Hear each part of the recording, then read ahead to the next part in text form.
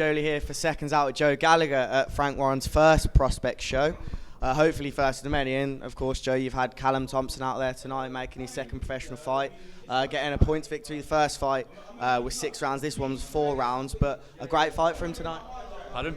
Great fight for him tonight. Yeah, no, definitely. Listen, he's a professional debut. He fought Lee Connolly, who's a very good experienced pro. And then tonight we fought Dean, who's an exceptional pro, never been stopped. And he always comes to give it a go. And in round 1, when Tomo dropped him, I was like, wow, this would be something sensational. But he put his foot to the gas, and then obviously Dean knows how to survive. And listen, I thought he boxed well for 4 rounds. I think spoke to Frank afterwards. He was extremely impressed in his just ring generalship for someone who's only had 2 fights. So I was really pleased for Callum Thompson that he's managed to fight on TV and everyone's got to see him. And you're obviously seeing Callum in the gym day in, day out. Does he have hands, obviously knocking him down in the first round, and he's obviously, as we say, experienced and hasn't been knocked out? No, Callum, he's in the gym all the time, and like I've said to him, you got to remember Callum Smith, his first 2 fights were on points. One was black belt and one was another one, I can't think of him at the moment. But then all of a sudden it just lit and he was stopping people. But it's not about stopping people at this stage of career. Also in the gym, Anthony Crolla wasn't a big puncher early on in his career, but when it came to the big fights and the big nights, they produced it. So Tomo's a young kid, he's learning, he's in around experienced people, Callum Johnson, Natasha, Paul Butler, Charlie Edwards now, so he's learning all the time, and he's bouncing on what we've got to do with these young kids. It's a great thing that Frank's doing tonight. Do you know what I mean? Prospects, getting them out there and showing everyone the next generation of kids. And Frank's got some exciting young kids coming through, and I'm sure he'll be pleased with Callum Thompson's performance tonight. So I can imagine him being on these cards quite often then. Well, you go and speak to Frank and George for me, but I'm hoping so. But he's out next in October in Manchester. We've got to take him back up there at the end of October, so that's got to be good for him. So that'll be his 3rd fight, and we've just got to keep these young kids busy and keep them active. I'm not sure if scouting's the right word, when it comes to scouting people for the gym, obviously like Charlie Edwards, but also the young people, so it's kind of a 2-part question. What do you look for in youngsters and then people who are more experienced like Charlie? I don't think it's what I look for. I don't go out and look for people. The phone rings or I get a text or an email. And it just depends on them themselves, just them as a person.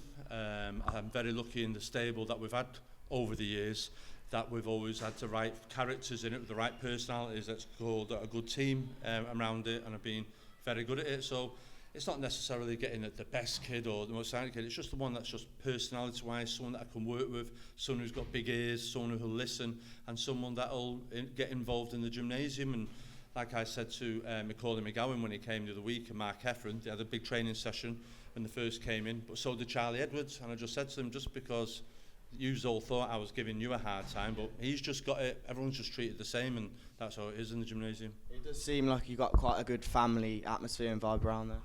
Yeah, no, it's we're in the process of revolving, and I'm a huge fan of Alex Ferguson, what he did over the years with his football teams, and I think that's what I'm doing at the moment. I'm revolving the team again, and we're going to have another push for major honours.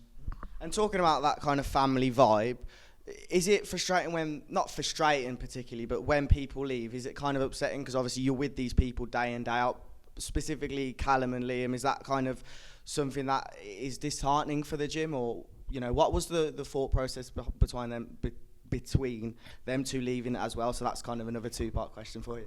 Yeah, listen, of course, I'm got to stand there and say, no, it was all right. Of course, like, do you know what I mean? Liam Smith, he came to me off a draw. We had some great nights. He fought for world titles, became a world champion, fought Canelo, been around the world with him.